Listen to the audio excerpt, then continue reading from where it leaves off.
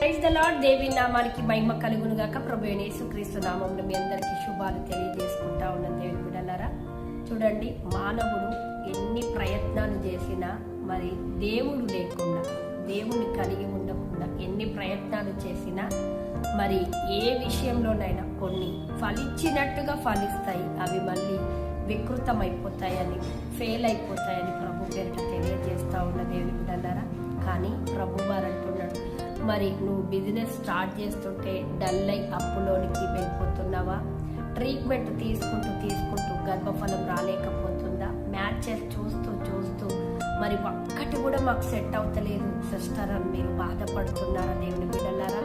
ఇంకా మరి ఏ విషయములో మరి పిల్లల్ని మీరు సరైన రీతిలో పెంచలేక మరి గృహము మేము కట్టుకోవాలని ఎన్నో లోన్లు తెచ్చుకున్నాం, అప్పుల పాలయ్యాం అని మీరు అనుకుంటున్న వారందరికీ దేవుడు మీతోనే మాట్లాడుతూ ఉన్నాడు దేవుని బిడ్డలారా. మరి కీర్తన గ్రంథం 50వ అధ్యాయం 22వ వచనం సెలవిస్తా ఉంది, స్తుతి యాగము చేయువాడు ఆమేన్ నన్ను మహిమపరచును, నేను వారికి ఏం చేయబోతానంటే మరి అక్కడ నేను వారికి దేవుని యొక్క రక్షణ మార్గమును కనపరిచి వాని మార్గమును నేను సిద్ధపరచబోతున్నాను ఆమేన్. ఎందుకు ఈ మాట మాట్లాడుతున్నాడంటే మనము దేవునికి స్తుతించే వారముగా ప్రతి విషయములు కష్ట నష్ట బాధ దుఃఖ బాధ మరి అనారోగ్యములు దేవుని స్తుతించే వారముగా ఉండాలట. దేవునికి నిన్ను నువ్వు అప్పగించుకునే వారిగా మనం ఉన్నట్లయితే దేవుడు అంటా ఉన్నాడు, నేను కనపరచబోతున్న నా మార్గాన్ని, నా అద్భుతాన్ని, నా స్వస్థతను, నా దీవెనను,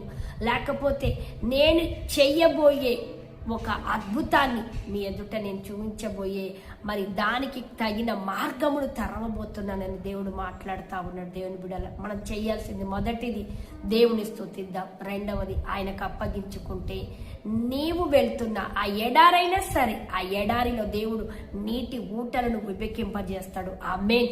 అది అరణ్యమైనా సరే ఆమేన్, దేవుడు త్రోవను కలగజేయబోతుండంట. హల్లెలూయా, థ్యాంక్ యూ జీసస్.